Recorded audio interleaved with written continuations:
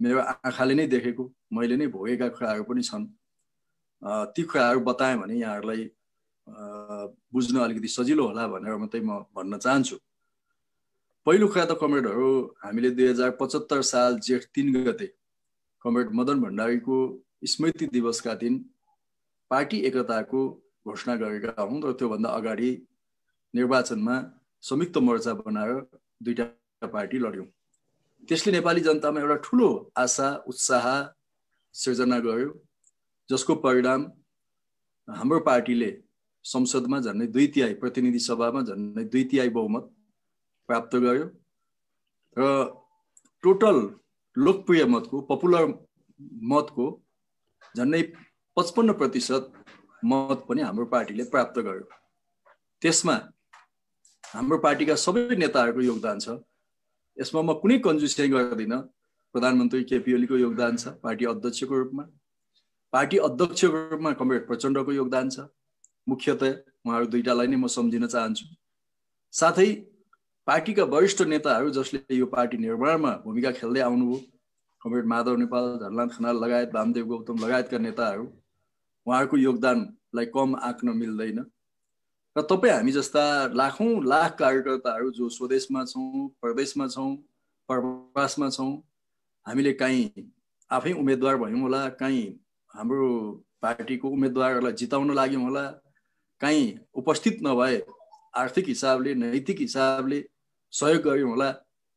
एउटा जनमत निर्माण गर्नको निम्ति चुनावी प्रचार अभियानमा क्याम्पेन गर्यौँ, आफ्ना फेसबुक वालहरूबाट, आफ्ना सोसल मिडियाका अन्य साइटहरूबाट हामीले प्रचार गर्यौँ र एउटा नेपालमा कम्युनिस्ट आन्दोलनको पक्षमा एउटा माहौल बनायौँ। त्यसैले यो परिणाम आउनमा हामी सबैको पनि भूमिका छ र त्यसमा स्वाभाविकै हो पार्टी नेतृत्वको हिसाबले मुख्य नेताहरूको, अध्यक्षहरूको नेतृत्वदायी भूमिकालाई हामीले इन्कार गर्न सकिँदैन।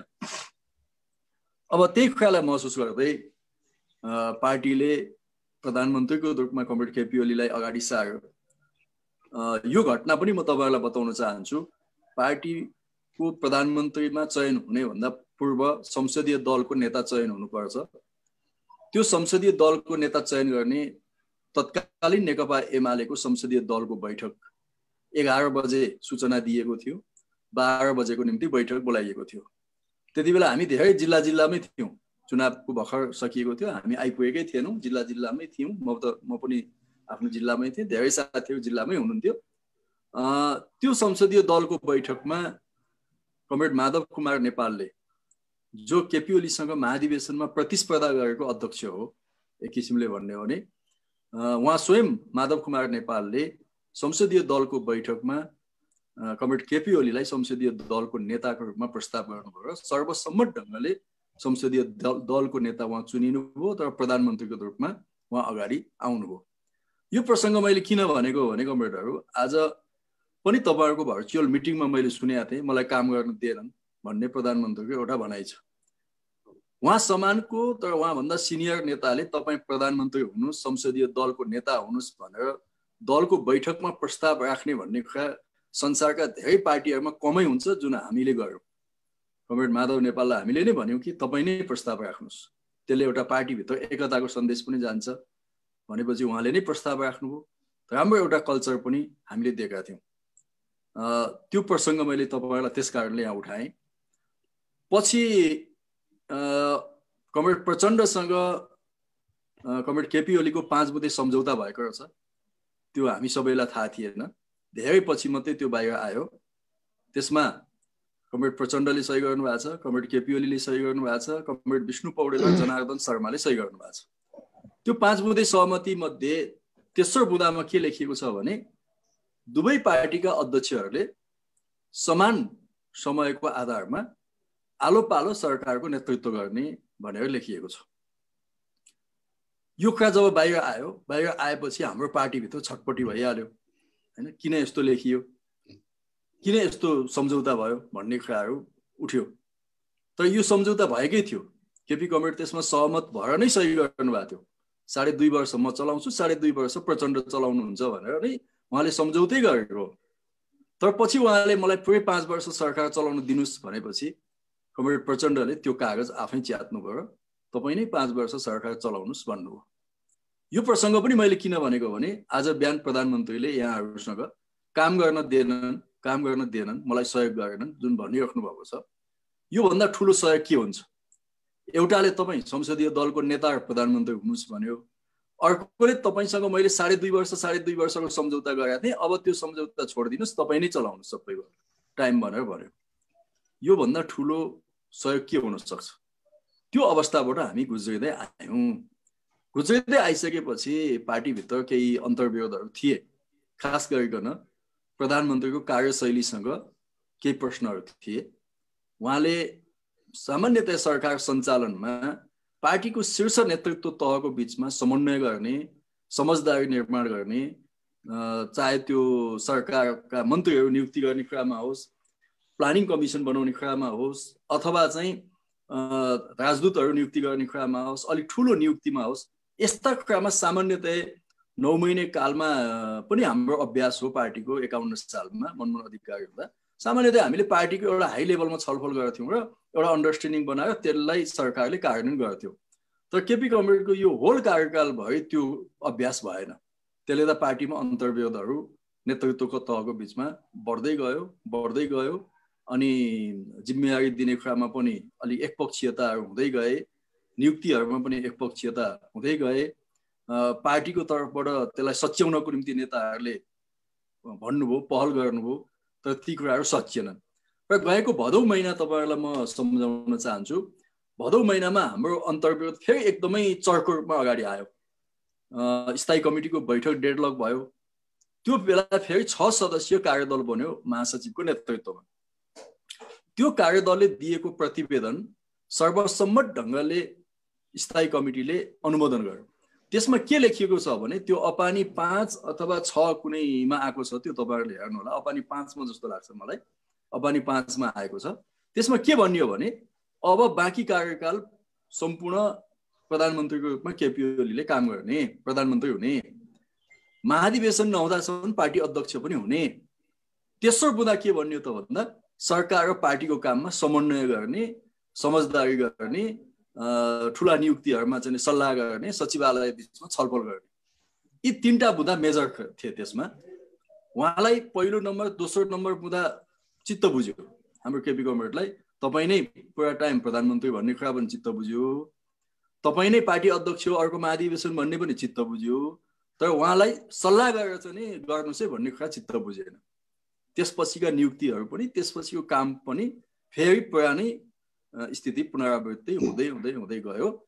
र म यो कमरेडहरूलाई किन भनेको भने भदौ 26 गतेको स्थायी कमिटीले जे निर्णय गर्यो आजको दिनमा म सम्झिन्छु त्यो केपी ओलीको निम्ति 100% केपी ओलीको विजय थियो। केपी ओलीलाई छोडिदिएको थियो सबै, ल गर्नुहोस् तपाईँ नै भनेर। तर उहाँले त्यसलाई सदुपयोग गर्न सक्नु भएन। उहाँले त्यसलाई के बुझ्नुभयो भने प्रचण्ड माधव नेपाल प्रचण्डहरूको चाहिँ कमजोरीको रूपमा उहाँले त्यसलाई बुझ्नुभयो र फेरि उही पुरानै पुनरावृत्ति हुन थाल्यो। आज प्रतिनिधि सभा विघटन गर्ने ठाउँमा उहाँ आइपुग्नुभयो। तर यो घटना झनै 3-4 महिना अगाडि नै घट्नेवाला थियो। उहाँले मुख्य सचिवलाई बोलाएर प्रतिनिधि सभा विघटनको प्रस्ताव बनाउन लागिसक्नु भएको थियो, 3-4 महिना अगाडिकै कुरा हो। त्यो कुरा बाहिर थाहा पाएपछि हामी पनि सक्रिय भयौँ, नेताहरू पनि सक्रिय हुनुभयो, त्यसलाई रोकियो, यसरी नजाउँ भन्ने कुरा। उहाँ कहिले पनि प्रतिनिधि सभाप्रति सन्तुष्ट हुनु भएन, प्रतिनिधि सभामा आउनु पनि भएन, संसदीय दलका बैठक पनि गर्नु भएन। र उहाँले के ठान्नुभयो भने यो संसद चाहिँ मेरो लागि अवरोध हो भन्ने नै ठान्नुभयो र जहिले पनि संसदसँग उहाँ असन्तुष्टि नै जाहेर गरेर बस्नुभयो, जसले गर्दा यो परिस्थिति उत्पन्न भएको छ। अब आजको दिनमा खास गरिकन यो पौष 5 गते डिसेम्बर 20 को दिन उहाँले जुन संसद विघटनको निर्णय गर्नुभयो त्यो दिन बिहान 9:45 बजे मन्त्री परिषदको बैठक डाकियो। मन्त्रीहरूलाई 9 बजेतिर मात्रै जानकारी थियो, पठाइएको थियो र हामी हस्याङ फस्याङ के हो भन्ने कुरामा हामी गयौँ। किनभने त्योभन्दा अगाडि 2टा घटना घटेका थिए। यो मङ्सिरको 30 गते जस्तो लाग्छ अन्तिम दिन उहाँले संवैधानिक परिषद सम्बन्धी अध्यादेश ल्याउनु भएको थियो। त्यो अध्यादेशको पार्टीबाट विरोध भएको थियो र त्यसको प्रतिक्रिया स्वरूप भोलिपल्ट 90 जना जति प्रतिनिधि सभाका सदस्य साथीहरूले संसदको बैठक आह्वानको निम्ति राष्ट्रपतिलाई निवेदन दिन जानुभयो 1 बजेतिर 12:30 1 बजेतिर त्यो दिन स्थायी कमिटीको पनि बैठक थियो। अब त्यो दुईटा घटना भएको भएदेखि पार्टी चाहिँ ब्रेक हुन्थ्यो त्यो दिन नै। त्यो थाहा पाइसकेपछि हामी सबै सक्रिय भयौँ र एउटा सहमति के गर्यौँ भने अब प्रधानमन्त्रीले त्यो संवैधानिक परिषद सम्बन्धी अध्यादेश फिर्ता लिने र यता भीमराव कमरेड र पम्फा भुसाल कमरेड जो राष्ट्रपति कार्यालयमा पुग्नु भएको छ उहाँहरू पनि त्यहाँबाट फिर्ता हुने भन्ने हामीले सहमति गर्यौँ। त्यसपछि स्थायी कमिटीको बैठकमा आइयो। स्थायी कमिटीको बैठकमा आउँदा प्रचण्ड कामरेडले त्यो कुरा खुलस्त राख्नुभयो, तर केपी कामरेडले त्यसलाई खुलस्त ढङ्गले राख्नु भएन, किनभने उहाँलाई त्यो अध्यादेश फिर्ता लिने कुरा चित्त बुझेको थिएन। उता सहमति चाहिँ गर्नुभयो तर चित्त बुझेको थिएन र घुमाउरो पारमा राख्नुभयो। अनि सुभाष नेम्बाङ र घनश्याम भुसाल उठेर होइन हाम्रो सहमति भएकै हो, प्रधानमन्त्रीले त्यो फिर्ता लिनै पर्छ भन्नुभयो। त्यसपछि उहाँले फिर्ता लिनु होला भन्ठानेको थियो, फिर्ता लिनु भएन र एकैचोटि 5 गते जब क्याबिनेटको बैठक भयो 1 गतेपछि त्यो दिन हामीलाई के लागेको थियो भने प्रधानमन्त्रीले यही यो अध्यादेश फिर्ता लिनको निम्ति बोलाउनु भएको होला भन्ने अनुमान गरिएको थियो। तर त्यो दिनको बैठक उहाँले यो अध्यादेश फिर्ता लिनको निम्ति होइन प्रतिनिधि सभा विघटनको निम्ति डाक्नुभयो। त्यहाँ हामी केही मन्त्रीहरूले असहमति जनाइयो होइन। संक्षिप्तमा त्यो दिन उहाँ धेरै सुन्ने मुडमा हुनुहुन्थेन, एकदमै आक्रोशित मुडमा आउनुभएको थियो र उहाँ सिधै उठेर जानुभयो।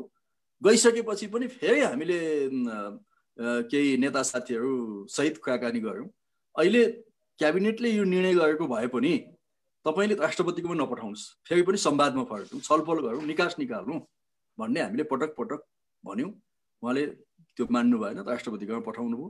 राष्ट्रपतिकोमा पठाए पनि 1-2 दिन होल्ड गरौँ न त भन्यौँ, त्यो पनि मान्नु भएन। तुरुन्तै राष्ट्रपतिबाट सार्वजनिक भइहाल्यो। त्यसपछि यो स्थिति उत्पन्न भएको छ। अब तपाईँहरू जस्तो प्रबुद्ध साथीहरूले यिनै घटनाक्रमहरूबाट विश्लेषण गर्ने होला जस्तो मलाई लाग्छ। कसले सही गर्यो कसले गलत गर्यो भन्ने कुरा यिनै घटनाक्रमहरूबाट विश्लेषण गर्नुपर्छ। अब तर्क दिइँदैछ कि अब पार्टीमा मलाई अप्ठ्यारो भयो, काम गर्न पाइएन भन्ने। यहाँ बेलायतको साथीहरू पनि म देख्दैछु, अमेरिकातिरको पनि हुनुहुन्छ होला, अरू अब जापान लगायत थुप्रै अस्ट्रेलियाबाट पनि म देख्छु होइन। यी त मोर एउटा डेमोक्रेटिक मुलुकहरूबाट युरोपबाट साथीहरू हुनुहुन्छ। यहाँहरूले नै त्यहाँ भोगिरहनु भएको छ नि, संसदीय व्यवस्था त त्यहाँ पनि छ, पार्लियामेन्ट्री डेमोक्रेसी त्यहाँ पनि छ, बेलायतमा पनि छ। आफ्नो पार्टीभित्रका समस्याहरू पार्टीभित्र हल गर्ने हो कि पार्टीभित्र समस्या उत्पन्न भयो भनेर प्रतिनिधि सभालाई फाँसी चढाउने? आज गम्भीर प्रश्न त्यही हो होइन। तपाईँको घरमा झगडा छ भने तपाईँको घर मिलाउनुहोस् न होइन। किन बस्ती नै उजाड गर्नुहुन्छ? होला दाजुभाइको बिचमा झगडा हुन्छ, कुटाकुट पनि होला, त्यसो भन्दैमा एउटा भाइले सिङ्गो बस्तीमा आगो लाउने त? प्रश्न यही हो। त्यो पार्लियामेन्टलाई, त्यो चाहिँ संसदलाई नेकपा भित्र के झगडा छ भन्ने कुरासँग के मतलब छ? त्यो त संसद हो नि। त्यो मतलब त तपाईँलाई छ, मलाई छ, केपी ओलीलाई छ, प्रचण्डलाई छ, माधव नेपाललाई छ। त्यसो हो भने त्यही मिलाउनुहोस् न। त्यही तपाईँ अल्पमतमा हुनुहुन्छ भने बहुमत बनाउन कोसिस गर्नुहोस्, सम्झाउनुहोस् नेताहरूलाई, बुझाउनुहोस्, छलफल गर्नुहोस्, छलफलबाट नभाग्नुहोस्, स्थायी कमिटीबाट नभाग्नुहोस्। हामीले पटक पटक भन्यौँ स्थायी कमिटीमा आउनुहोस्। कुनै पनि अप्रिय निर्णय हुन हामी दिँदैनौँ स्थायी कमिटीमा, अप्रिय निर्णय हुन दिँदैनौँ, पार्टी ब्रेक हुन दिँदैनौँ हामी स्थायी कमिटीबाट।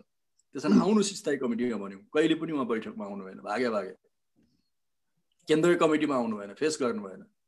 तर एउटा नेता यदि ऊ साँच्चै स्टेटमेन्टसिपको कुरा हामी गर्छौँ, राजनेताको कुरा गर्छौँ भने कमरेडहरूलाई थाहा छ नेपालमै कृष्णप्रसाद भट्टराईका विरुद्ध स्वयं नेपाली काङ्ग्रेसले अविश्वासको प्रस्ताव राखेको थियो संसदमा। कृष्णप्रसाद भट्टराईले संसद विघटन गर्नतिर जानु भएन। उहाँ कहाँ जानुभयो त भन्दा संसदमा प्रतिनिधि सभामा जानुभयो, आफ्नो मन्तव्य दिनुभयो र त्यहाँबाट राजीनामा दिएर हिँड्नुभयो। हो, स्टेटमेन्टसिप भनेको त्यो हो। स्टेटमेन्टसिप भनेको त्यो हो। तपाईँलाई थाहा छ नेल्सन मण्डेलालाई पटक पटक राष्ट्रपति हुनको निम्ति अफर आएको थियो, तर उनी तयार भएनन्। किनभने अब योभन्दा बढी गर्नु हुँदैन, किनभने नेल्सन मण्डेला सायद आजीवन राष्ट्रपति जित्न सक्थे। उनले संविधान संशोधन गरेर बाँचिन्जेल राष्ट्रपति हुन्छु भने भए पनि त्यहाँको संसदले उनलाई स्वीकृति दिन्थ्यो, तर उहाँले त्यो गर्नु भएन। आज अमेरिकामा ट्रम्पले जतिसुकै धाँधली भयो भने पनि अदालतले उनले भनेको मानेन र उनी अब केही दिन पछाडि राष्ट्रपति छोडेर हिँड्नुपर्ने बाध्यता छ। सिस्टम इज सिस्टम, प्रणाली भनेको त्यो हो हैन। कसको पक्षमा हुन्छ कसको विपक्षमा हुन्छ होइन प्रणाली। जबसम्म प्रणालीलाई स्थापित गरिँदैन मुलुक यस्तै गडबडी मचिरहन्छ। त्यसैले हाम्रो भनाइ के हो त भन्दा पद्धतिलाई स्थापित गरौँ, प्रणालीहरूलाई स्थापित गरौँ, विधिलाई स्थापित गरौँ। ठिक छ नि त, पार्टीभित्र उहाँ अल्पमतमा पर्नुभयो, मान्नु कि तपाईँ प्रधानमन्त्री छोड्नुहोस् भन्यो भने त अर्को नेकपाको नेता प्रधानमन्त्री हुनसक्छ नि। तर मलाई लाग्छ त्यो स्थितिसम्म पुग्ने नै थिएन, पुग्ने अवस्था थिएन। उहाँ नै कन्टिन्युअस प्रधानमन्त्री हुनुहुन्थ्यो। यदि अलिकति अरू प्राविधिक केही कुरा मिलाएको भए उहाँलाई त्यो सुविधा थियो। तर उहाँले यी सबै सम्भावनाहरूलाई छोड्नुभयो, मुलुकलाई बर्बादीको दिशातिर लानुभयो। र अर्को त यो संविधानमा जुन हामीले 72 सालमा बनायौँ, यो संविधानमा प्रधानमन्त्रीले संसद विघटन गर्ने, प्रतिनिधि सभा विघटन गर्ने कहीँ पनि राखिएको छैन। तपाईहरुले हेर्न सक्नुहुन्छ, यो चाहिँ 47 सालको संविधान हो। 47 सालको संविधानको धारा 53 मा त्यो व्यवस्था थियो। धारा 53 मा के भन्छ भने प्रधानमन्त्रीले तपाईको चाहिँ श्री 5 समक्ष संसद विघटन हैन के भन्छ भने श्री 5 बाट प्रधानमन्त्रीको सिफारिसमा प्रतिनिधि सभाको विघटन गर्न सकिबक्सन्छ। त्यस्तो प्रतिनिधि सभा विघटन गरिबक्सदा 6 महिना भित्र निर्वाचन गर्नुपर्छ। यो चाहिँ 47 सालको संविधानमा यो छ, किटानी छ। त्यहाँ 47 सालको संविधानको प्रधानमन्त्रीले संसद विघटन गर्न सक्छ, उलाई त्यो अधिकार छ। जब यो संविधान बनाउँदाखेरि यो कुरा चाहिँ बहस भयो कि नेपालमा पटक पटक संसद विघटन हुँदै आयो, पार्टीहरु विभाजन हुँदै आए, अविश्वासको प्रस्तावहरु पटक पटक आउन थाल्यो, राजनीतिक अस्थिरता भयो भनिसकेपछि 72 सालको संविधान बनाउँदाखेरि चाहिँ 72 सालको संविधान बनाउँदा यी सबै विषयमा छलफल भयो र त्यति बेला दुईटा कुरा स्पष्ट गरियो। 47 सालको संविधानमा 6 महिनामा अविश्वासको प्रस्ताव ल्याउन पाइन्थ्यो। 72 सालको संविधानले 6 महिनामा अविश्वास प्रस्ताव ल्याउन नपाउने गरी एक पटक अविश्वास प्रस्ताव ल्याएपछि 2 वर्षसम्म अविश्वास प्रस्ताव ल्याउन नपाउने व्यवस्था गर्यो। त्यो एउटा प्रोग्रेसिभ अवधारणा संविधानमा राखियो। 47 को संविधानको धारा 53 ले प्रधानमन्त्रीको सिफारिसमा राजाले संसद विघटन गर्न पाउने अधिकारलाई यहाँ के गर्यो त भन्दा आज बिहान पनि मैले सुने प्रधानमन्त्रीको धारा 76 लाई उहाँले कोड गर्नु भएको छ। धारा 76 अनुसार मैले चाहिँ संसद विघटन गर्नु उचित हो भन्नु भएको छ। यो धारा 76 मा के छ भने सरकार कसरी बन्छ। धारा 76 मा तपाईहरुले पनि संविधान अनलाइनमा छँदैछ, हेर्न सक्नुहुन्छ। धारा 76 मा सरकार बन्ने 4 वटा स्टेप छन्, 4 वटा विकल्पहरु छन्। पहिलो विकल्प के छ भने प्रतिनिधि सभाको निर्वाचनपछि प्रतिनिधि सभामा बहुमत प्राप्त संसदीय दलको नेतालाई प्रधानमन्त्री नियुक्ति गर्ने। केपी ओली बहुमत प्राप्त संसदीय दलको नेता हो। धारा 1 अनुसार उहाँ नियुक्ति हुनुभएको हो। यदि संसदमा कुनै पनि दलको बहुमत आएन भने कहाँ जान्छ त भन्दा अर्को धारामा जान्छ। 2 वा 2 भन्दा बढी दल सम्मिलित सरकार बन्छ। अहिलेको अवस्था त्यो होइन, किनभने धारा 1 अनुसार नै उहाँ बन्नुभएको हो। त्यसपछि 2 वा 2 भन्दा बढी ले के गर्नुपर्छ त भन्दा 30 दिन भित्र संसदमा विश्वासको मत लिनुपर्छ। कोलेसन गभर्नमेन्टले हैन। त्यो भएन भने सबभन्दा ठूलो दल लार्जेस्ट पार्टी, जस्तो 51 सालमा हामी भयौं, लार्जेस्ट पार्टीको सरकार बन्छ। यदि 2 वा 2 भन्दा बढी भएन भने लार्जेस्ट पार्टीको सरकारले पनि संसदमा विश्वासको मत लिनुपर्छ। उले पनि विश्वासको मत लिन सकेन भने अनि त्यसपछि चौथो अप्सनमा के जान्छ त भन्दा तपाईको चाहिँ चौथो अप्सनमा जाँदाखेरि चाहिँ प्रतिनिधि सभाको कुनै सदस्यले यो प्रतिनिधि सभाको विश्वास म लिन सक्छु भनेर राष्ट्रपतिलाई आश्वस्त गर्यो भने उसको नेतृत्वमा सरकार बन्छ। यो नयाँ क्लज हो, अहिलेको संविधानमा राखिएको थप नयाँ क्लज हो जो 47 सालमा थिएन। यो क्लज अनुसार चाहिँ प्रधानमन्त्री बन्छ र त्यो प्रधानमन्त्रीले 30 दिन भित्र विश्वासको मत लिन जानुपर्छ। 30 दिन भित्र विश्वासको मत लिन सकेन भने त्यस्तो प्रधानमन्त्रीले संसद भङ्ग गर्न सक्छ र 6 महिना भित्र चुनाव गर्न राष्ट्रपतिकोमा सिफारिस गर्छ। एक ठाउँ मात्रै यो संसद विघटन गर्ने क्लज छ, त्यो भनेको कुनै पनि अप्सनबाट सरकार बन्न सकेन। बहुमतको सरकार भएन, 2 वा 2 भन्दा पार्टीको भएन, त्यसपछि तपाईको चाहिँ बहुमतको के भन्छ सबभन्दा ठुलो दलको भएन भने चौथो अप्सनमा कुनै प्रतिनिधि सभाको सदस्यलाई। अब अहिले केपी कमरेड चाहिँ कुन अप्सनबाट प्रधानमन्त्री बनेको त भन्दा धारा 1 बाट बनेको बहुमतको। बहुमतको प्रधानमन्त्रीलाई धारा 7 को प्रयोग गर्ने अधिकार छैन हैन। धारा 1 को प्रधानमन्त्रीले धारा 7 को प्रयोग गर्न पाउँदैन। आजको बहस यही हो। त्यसकारणले तपाईहरु जस्तो एउटा चाहिँ नि एकदमै सभ्य समाजमा बसेको साथीहरुले मेरो विचारमा के ठीक हो के बेठिक हो भन्ने कुरा छुट्याउने आधार यही हो जस्तो मलाई लाग्छ। अब यो प्रतिनिधि सभाको विघटन किन हामी यसमा चाहिँ नि गलत गर्नुभयो प्रधानमन्त्रीले भन्दैछौँ त भन्दा पहिलो कुरा त यो असंवैधानिक छ, प्रधानमन्त्रीलाई यो अधिकार छैन। दोस्रो कुरा यसले संवैधानिक कु गर्यो, हाम्रो स्थिरतातिरको जुन जाने बाटो हो त्यो बाटोलाई यसले अवरुद्ध गर्यो र एउटा नेपाल फेरि अब चाहिँ अस्थिरतातिर जान्छ, यसमा स्थिरता हुँदैन भन्ने कुरालाई प्रधानमन्त्रीको यो कदमले बल पुर्यायो। एउटा लोकतान्त्रिक आन्दोलनबाट आएको पार्टी नेताले यस्ता अलोकतान्त्रिक गतिविधि गर्ने कुरा पक्कै पनि त्यो दुःखको कुरा हो। तेस्रो कुरा अस्थिरता, अब हेर्नुस् नेपालमा हैन राजा आऊ देश बचाऊ भन्नेवालाहरू हैन जाग्न थाले भनेको उनीहरूलाई यसले चाहिँ बल पुर्याएका छ हैन। जब एउटा चाहिँ डेमोक्रेटिक इन्स्टिट्युसनहरू लोकतान्त्रिकमा चाहिँ संस्थाहरू चाहिँ कोल्याप्स हुन्छन् भने त्यो स्पेसमा को आउँछ त भन्दा कुनै न कुनै पश्चगामी शक्तिहरू आउँछन्, अतिवादी शक्तिहरू आउँछन्। आज त्यही खतरा बढिरहेको छ। यो संविधानले मुलुकको नेतृत्व गरेको थियो। अब यो संविधानमाथि क्वेसन उठेपछि भोलि मुलुकमा जातीय द्वन्द्व हुने खतरा हुन्छ, धार्मिक द्वन्द्व हुने खतरा हुन्छ। आजसम्म त पोलिटिकल लडाई न छ, राजनीतिक लडाई छ। त्यसो हुँदा राजनीतिक हिसाबले मान्छे कित्ता काट हुन्छ। भोलि जातीय लडाई सुरु भयो भने नरसंहार हुन्छ। यहाँ साम्प्रदायिक दंगा सुरु भयो भने तपाईले नसोचेको नरसंहार हुन्छ। र आज केपी कमरेडले त्यो ढोका खोलिदिनु भएको छ, त्यो बाटो खोलिदिनु भएको छ मुलुकमा। हो त्यस्तो नहोस्, फेरि पनि हामी त्यो स्थितिलाई सम्हाल्न सकौं, त्यो आफ्नो ठाउँमा छ। तर यो कदमले मुलुक त्यतातिर चाहिँ जाने खतरा चाहिँ बढिरहेको छ। त्यसैले म कमरेडहरूलाई के भन्न चाहन्छु भने प्रतिनिधि सभा जो आफ्नै पार्टीको बहुमत होइन 2/3 बहुमत छ। हामी शान्तिपूर्ण जनक्रान्तिको कुरा गर्दैछौँ। शान्तिपूर्ण जनक्रान्ति मार्फत समाजवादमा पुग्ने भनेपछि त्यसको समाजवादमा पुग्ने माध्यम के हो त? संघर्षको ठाउँ कहाँ हो त भन्दा पार्लियामेन्ट हो, सरकार हो। जुन आज तपाईसँग छ, तपाईको हातमा पार्लियामेन्ट छ, तपाईको हातमा सरकार छ।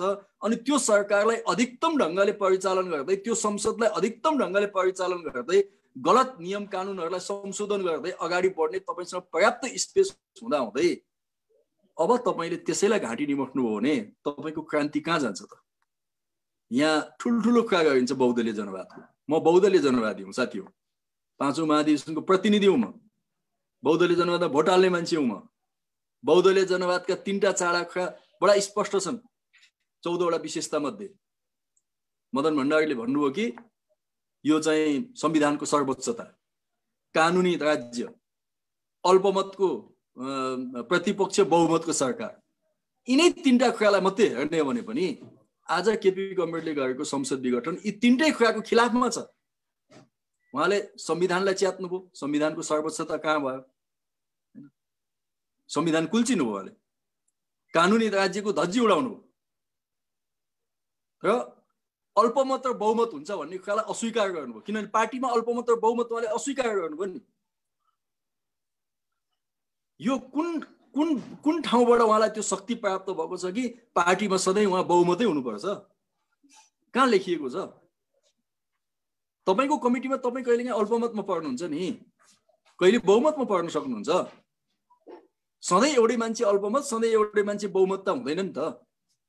त्यसैले उहाँले त्यो बहुमत र अल्पमतको कन्सेप्टलाई पनि तोडिदिनु भयो। सधैँ उहाँलाई बहुमत, सधैँ उहाँको हुकुम, सधैँ उहाँको हातमा पार्टी। यो कहाँ हुन सक्छ? के हामी त्यस्तै पार्टी बनाउन खोजेको हो? आजको आधुनिक पार्टी त्यस्तै हो त? कि हामी एउटा डेमोक्रेटिक पार्टी बनाउन खोजेका हौं जहाँ सामूहिक ढंगले सोचिन्छ, जहाँ सामूहिक ढङ्गले जिम्मेवारी पुरा गरिन्छ, जहाँ मान्छेको जिम्मेवारी तोकिन्छ, त्यस अनुसार उसको चाहिँ मूल्याङ्कन हुन्छ र आवधिक ढङ्गले नेताहरू चाहिँ छनौट हुन्छन्। यो हो नि त एउटा पार्टी भने। र त्यहाँ कार्यकर्ताको र सदस्यको भूमिका निर्णायक हुन्छ। आज ती सबै मान्यताहरू उहाँको यो कदमले कोल्याप्स भएको छ। संविधानको सर्वोच्चतालाई उहाँले धज्जी उडाउनु भएको छ। संविधान सबै च्यात्नु हो नि, यो संविधान सबै च्यात्नु हो हैन। जहाँ उहाँलाई त्यो अधिकार नै छैन, त्यो अधिकार उहाँले अभ्यास गर्नु र मुलुकका चाहिँ संवैधानिक निकायहरूलाई तर्छाएर, संवैधानिक निकायहरूलाई चाहिँ मतलब धम्क्याएर, त्यसलाई एक किसिमले बन्द राखेर मुलुकलाई अन्धकारतिर धकेल्ने हैन। प्रतिनिधि सभाको के दोष थियो र त्यसलाई चाहिँ फाँसीमा चढाउने? उहाँले फाँसीमा चढाउनु हो, जनमतलाई फाँसीमा चढाउनु हो नि त। त्यसैले साथी हो, यो हामी पढ्छौँ नि त, निरङ्कुशता, अधिनायकवाद भनेको चाहिँ यो सैन्य बलबाट आउँछ अथवा चाहिँ कुनै धार्मिक अधिनायकवादबाट आउँछ, कुनै वंशीय आधारमा अधिनायकवाद आउँछ भन्ने हामी जुन इतिहासमा पढ्थ्यौँ त्यस्तो मात्रै होइन। एउटा निर्वाचनको माध्यमबाट पनि अधिनायकवाद उदय हुन सक्छ, जुन आज केपी गभर्मेन्टलाई भन्न सकिन्छ। निर्वाचनको माध्यमबाट आएको अधिनायकवाद हो, यो सर्वसत्तावाद हो, जुन कुरा स्वीकार्न सकिँदैन।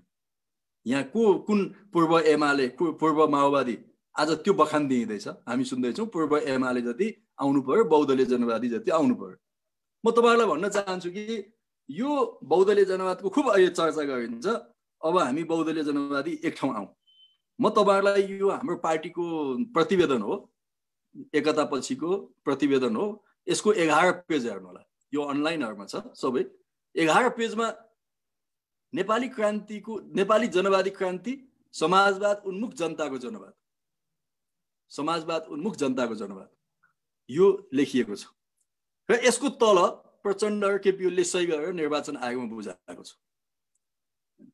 त्यो मैले सही गरेको हो, माधव नेपालले सही गरेको हो, हाम्रो समेत स्वीकृतिमा केपी ओलीले सही गर्नुभएको हो नि त। उहाँले बहुदलीय जनवाद त त्यही बेला छोड्नु भएको छ नि। यहाँ कहाँ छ बहुदलीय जनवाद? त्यति बेला उहाँलाई बहुदलीय जनवाद छोड्न कसले बाध्य पारेको थियो? ठिक छ नि त, माओवादीसँग एकता हुँदैन थियो, के बिग्रिन्थ्यो त? विचार मिल्दैन थियो, एकता हुँदैन थियो। माओवादीले उहाँलाई प्रधानमन्त्री बन्न समर्थन गर्थ्यो भने गर्थ्यो, गर्दैन थियो भने गर्दैन थियो। उहाँलाई प्रधानमन्त्री बन्नको निम्ति त्यो सबै छोड्नु भयो उहाँले हैन। त्यही बेला यो समाउनु पर्थ्यो नि त बहुदलीय जनवाद। त्यो त उहाँले समाउनु भएन। आज ती प्रश्न उहाँ उठाउँदै हुनुहुन्छ। आज प्रचण्डको बारेमा उहाँ प्रश्न उठाउँदै हुनुहुन्छ। प्रचण्डको हिजो जनयुद्ध कालमा के भयो भन्ने कुरा। यदि जनयुद्ध कालमा भएका घटनाहरूलाई उठाउँदै जाने हो भने पार्टी एकता किन गरेको त? त्यसमा त हामी सहमत छैनौँ। आज पनि म सहमत छैन नि त। जनयुद्ध कालमा भएका थुप्रै घटनाहरू गलत थिए भनेर मेरो निष्कर्ष हुन सक्छ नि त। यदि त्यो निष्कर्षमै हामी अडिने हो भने त किन पार्टी एकताको ठाउँमा आयौँ त हामी? त्यसलाई समयक्रम अनुसार समीक्षा गर्दै जाउँला हैन। एमालेको हिजो बहुदलीय जनवादको पनि समीक्षा गरौँला, माओवादीको 21औं शताब्दीको पनि समीक्षा गरौँला, अहिलेलाई जनताको जनवाद समाजवाद उन्मुख भनेर अगाडि बढौँ। त्यो साझा दस्तावेजको आधारमा पार्टी एकता भएको हो नि त। मलाई के ताजुब लाग्छ भने उहाँले प्रचण्डको बारेमा टिप्पणी गर्नुभयो। प्रचण्डलाई चाहिँ नै एउटा चाहिँ अपराधीको रूपमा चित्रण गर्नुभयो। कस्तो सिचुएसनमा भन्दा दायाँ रामबहादुर थापा बादललाई राखेर बायाँ टोपबहादुर रायमाझीलाई राखेर, दायाँ र बायाँ पूर्व माओवादीलाई राखेर अनि पूर्व माओवादीको भण्डाफोर गर्नुभयो।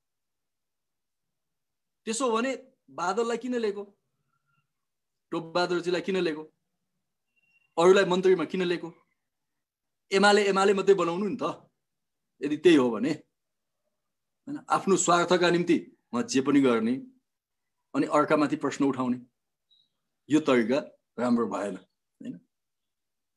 उहाँले कालीबहादुर खामको कुरा गर्नुभयो एउटा भाषणमा अस्ति। कालीबहादुर खाम कहाँ छन् भनेर। ती ओखलढुङ्गाका ढुङ्गेल कहाँ छन्? उहाँको पार्टीको केन्द्रीय सदस्य छन्। गजबले केपी ओलीसँग फोटो खिचेर फेसबुकमा हालेको छ। अब यस्तै कुराको वाद प्रतिवाद गर्दै जाने हो भने त कोही न कोही कहीँ चुकेको छ नि। केपी ओली चुक्नु भएको छैन, 1000 ठाउँ चुक्नु भएको छ। तर आज तिनै कुरा फेरि बहसमा ल्याउने त त्यसले पार्टी एकता सुदृढ गर्छ त हैन उहाँलाई के अनिवार्य थियो कि पार्टी एकता गर्न कुनै दबाबै थिएन नि मिलेर चुनाव अझै अलग अलग चाहिँ मोर्चामा चुनाव लडेको भए भइहाल्थ्यो अथवा अलग अलग पार्टीबाट चुनाव लडिन्थ्यो कांग्रेस र एमालेको सरकार बन्थ्यो कि एमाले र माओवादीको सरकार बन्थ्यो कि अथवा माओवादी र कांग्रेसको सरकार बन्थ्यो कि बन्थ्यो नि त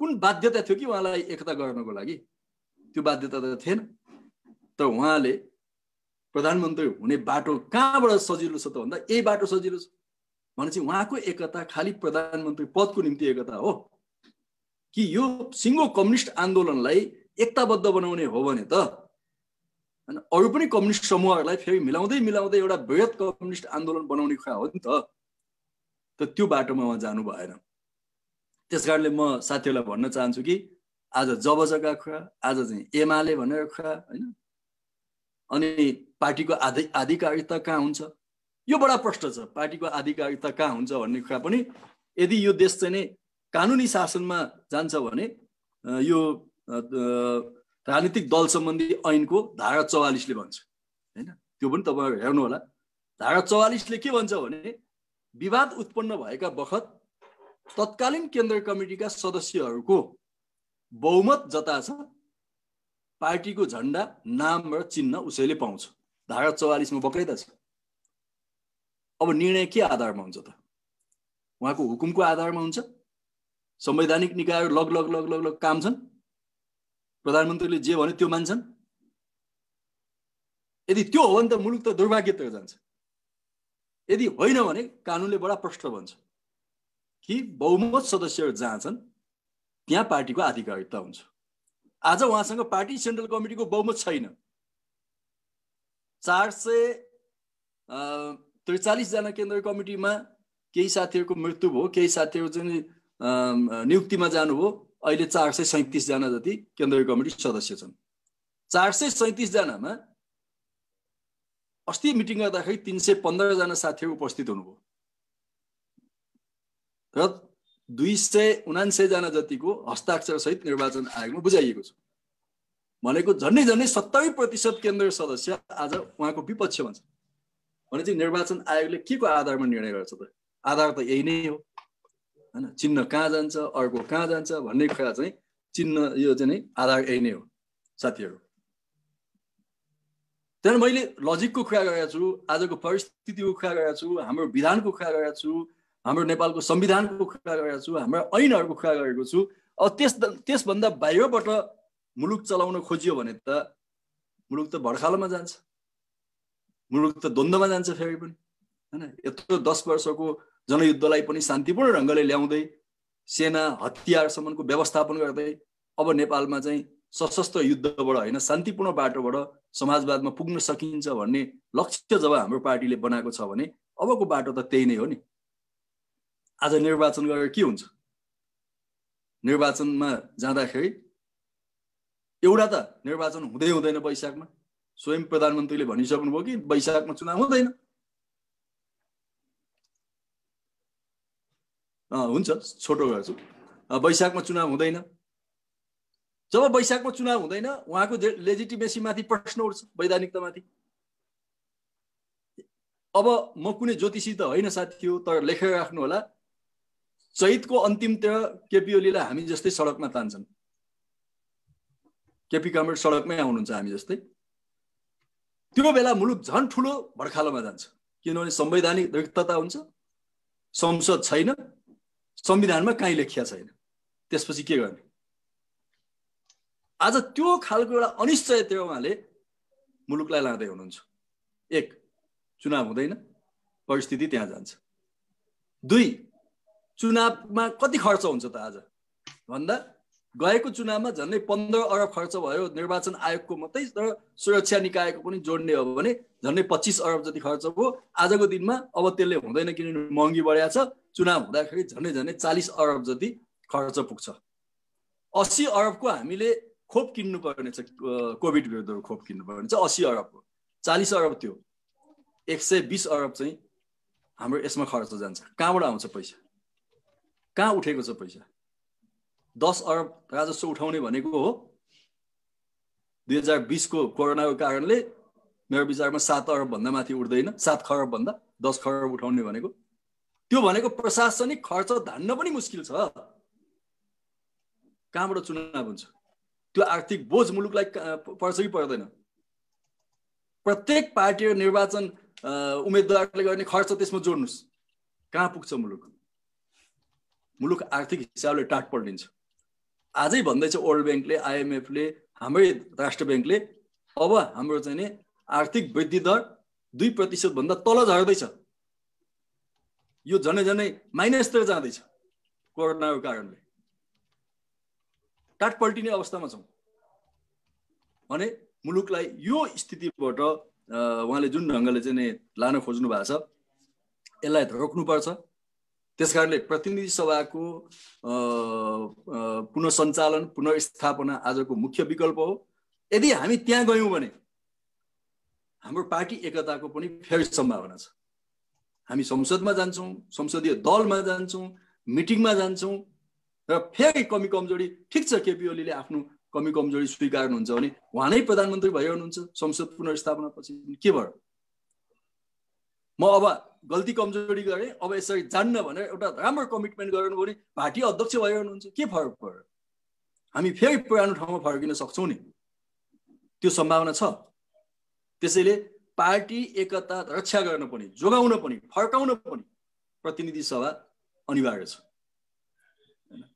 त्यसकारणले हामी प्रतिनिधि सभाको कुरा गर्दैछौं यहाँ राजेन्द्र पुडासैनी जी हाम्रो सुभाष जी बेलायतबाट मैले देख्दै छु बेलायतकै अभ्यास गर्ने हो भने 2011 देखि यता आउँदा अब बेलायतको संसद विघटन सांसदहरूले मात्रै गर्छ सांसदहरू बस्छन् र आफैलाई विघटन गर्छ त्यो अभ्यासमा गइसक्यो उनीहरु त्यसकारणले तपाईहरुको आजको यो फोरममा मैले साथीहरुलाई भने तपाईहरुको फोरममा आएर चाहिँ हाकाहाकी झुट बोल्ने प्रधानमन्त्री जस्तो मान्छे जो कुनै पनि देशको सबभन्दा ठूलो शिक्षक हो प्रधानमन्त्री भनेको के पढाउने प्रधानमन्त्रीले भन्नुस् त गाली पढाउने बेइज्जती पढाउने अपशब्द पढाउने कल्चर पढाउनु पर्दैन संस्कृति के हो प्रधानमन्त्रीले पढाउनु पर्दैन प्रधानमन्त्री भने सबभन्दा ठूलो शिक्षक हो गुरु हो मुलुकको उले हरेक दिन टेलिभिजनमा आएर के बोल्छ भन्ने कुरा मान्छेले बुझ्दैन दिउँसै बोल्ने निर्वाचन आयोगले माधव नेपाल र प्रचण्डको निवेदन फर्काइदियो आज निर्वाचन आयोग आफैले खण्डन गरेको छ प्रधानमन्त्रीले झुट बोल्नुभयो भने के सिक्ने भन्नु त हामी कस्तो स्कुलिङ गर्दैछौं कस्तो पार्टी बनाउँदैछौं सामान्य असहमति हुन सक्छ नि सामान्य असहमतिमा पनि मनपरी गाली गलौज गर्ने कसैले राष्ट्रपतिलाई गाली गलौज गर्ने कसैले प्रचण्डलाई गाली गलौज गर्ने कसैले केपी ओलीलाई गाली गलौज गर्ने मान्छेका व्यक्तिगत जिन्दगी हुन्छ नि त व्यक्तिगत कुरा हुन्छ त्यसमा किन पस्ने म पस्न चाहन्न केपी ओलीका व्यक्तिगत जीवन मलाई धेरै थाहा छ त्यतातिर नपसौं हामी त्यो पोलिटिकल कुरा होइन उहाँले गरेका गलत कामको मात्रै टिप्पणी गरे मैले पोलिटिकल कुराको मात्रै मैले गरे उहाँका व्यक्तिगत जिन्दगीहरु उहाँका बस उठका कुराहरु गर्न थाल्ने हो भने अलगै फ्रस्ट्रेसन हुन्छ मान्छेलाई किन गर्ने हामीले उसको लाइफ हो आफ्नो पर्सनल लाइफ हो ठीक छ तर त्यस्ता कुरालाई ल्याएर हैन सडकमा पछार्ने त्यस्ता कुरालाई ल्याएर टेलिभिजनमा बोल्ने एउटा प्रधानमन्त्रीले कस्तो स्कुलिङ गर्ने हो त्यही म कमेन्टहरुलाई भन्न चाहन्छु कि आज नयाँ वर्षको दिन धेरै कुरा म गर्ने मुडमा पनि छैन तर तपाईहरुले यत्रो बोलाउनु भयो तर चाहिँ केही न केही अहिलेको अवस्थाको बारेमा बताउँ भनेर मैले बताएँ के गर्ने हो तपाईहरु गर्नुस् म त के भन्छु भने कुनै साथीहरुलाई यो समूहमा लाग्नुस् उस समूहमा लाग्नुस् म भन्दिन मैले मेरो निर्वाचन क्षेत्रको साथीहरुलाई पनि भनेको छैन आफ्नो विवेक प्रयोग गर्नुस् यी घटना यही हुन् यो घटनामा तपाई के गर्नुहुन्छ तपाई गर्नुस् त्यसैले तपाईहरुलाई पनि म त्यही भन्छु के गर्ने हो गर्नुस् अमेरिकामा बसेका बेलायतमा बसेका अस्ट्रेलियामा बसेका जापानमा बसेका अनि तपाईको चाहिँ कतार यता मलेसिया साउदी अरब वहाँ चाहिँ पोर्चुगलबाट देख्दै छु कहाँबाट देख्दै छु हैन यत्र ठाउँमा बसेका साथीहरुलाई के मैले पढाउने तपाईहरुलाई यसो गर्नुस् उसो गर्नुस् भन्ने के गर्नुपर्छ गर्नुस् कुरा यही हो कुन सही हो कुन बेठीको त्यस हिसाबले छुट्याउनुस्। घटनाक्रम यिनै हुन्। सबै एकदम दुधले नुहाएका छन् म भन्दिनँ, प्रचण्डका माधव नेपालका कमी होलान्, तर आजको दिनमा मुख्य कमी कसको त्यो नै हेर्ने हो। कमी नभएको, कमजोरी नभएको नेता को हुन्छ? मेरो कमजोरी छैन, छ नि। तपाईँको कमजोरी छैन, छ नि। तर कसको कारणले आज मुलुक यहाँ आइपुग्यो भन्ने कुरालाई पो हेर्नु पर्यो त हामीले। सबैलाई एउटै डालोमा राखेर सबै फटाउन्, त्यस्तो कुरा गर्नु हुँदैन। त्यसैले म तपाईँहरूलाई भन्न चाहन्छु कि यी कुराको आधारमा तपाईँहरू एकताबद्ध हुनुहोस्। पार्टीले लिएको नीति यही हो। यो नीतिको आधारमा हामी अगाडि बढौँ हैन। देशका संवैधानिक अङ्गहरू चलुन्। कार्यपालिका, न्यायपालिका, व्यवस्थापिका जो शक्ति पृथकीकरणको सिद्धान्त जबजबै बनेको छ, शक्ति पृथकीकरणको सिद्धान्त जबजले स्वीकार छ। कार्यपालिकाले व्यवस्थापिकालाई फाँसी दिने कहीँ छ शक्ति पृथकीकरणमा? कार्यपालिकासँग त्यो राइट छ व्यवस्थापिकालाई फाँसी दिने? उहाँले फाँसी दिनुभयो नि त प्रतिनिधि सभालाई। त्यो फाँसी दिने राइट कहाँ छ, अधिकार कहाँ छ? त्यसकारणले म कमेडरहरूलाई यिनै कुराहरू भन्न चाहन्छु हैन। म निस्किनु पर्ने चाहिँ एउटा मिटिङमा, त्यसैले प्रश्न उत्तरहरू युवराजजी हुनुहुन्छ, श्रीप्रसादजीहरू हुनुहुन्छ हैन, त्यसरी गरौँ। कोही पनि पार्टी न एमाले हिजोको अवस्थामा छ, न माओवादी हिजोको अवस्थामा छ। एमाले र माओवादीको बीचमा सङ्घर्ष, एकताको प्रक्रिया हुँदै हुँदै हुँदै हुँदै आज हामी नेकपा भएका हौँ। त्यसकारणले एमालेलाई हिजोको आँखाबाट पनि हेर्नु हुँदैन, माओवादीलाई हिजोको आँखाबाट पनि हेर्नु हुँदैन। यो सङ्घर्ष, एकता र रूपान्तरण हुँदै नेकपा बनेको। झन् आज कसको कुरा हो हेरौँ न। हिजोका घटनाक्रमलाई ल्याउने हो भने त हाम्रो एकता नै असम्भव हुन्छ। त्यसकारणले म कमेडरहरूलाई यिनै कुरा भन्न चाहेँ। फेरि 2021 को तपाईँहरू सबैलाई शुभकामना दिन चाहन्छु। यो फोरममा मलाई केही बोल्ने अवसर दिनुभयो, धेरै धेरै धन्यवाद छ युवराजजी लगायत सबै साथीहरूलाई। नमस्कार। धन्यवाद आदरणीय कमरेड योगेश भट्टराईज्यूलाई। उहाँले आफ्नो संक्षिप्त